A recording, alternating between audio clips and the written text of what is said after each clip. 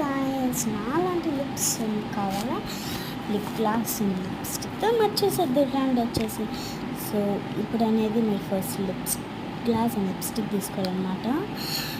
మీకు purple shade ఇలాగా వేసుకోండి, నీట్గా వేసుకోండి, బాగా బాగుంటుంది. అండ్ నెక్స్ట్ అనేది లిప్ గ్లాస్ వేసుకుందాం.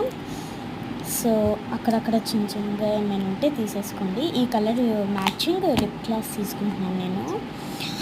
సో చూడండి, ఇక్కడ తీసుకున్నాను అది.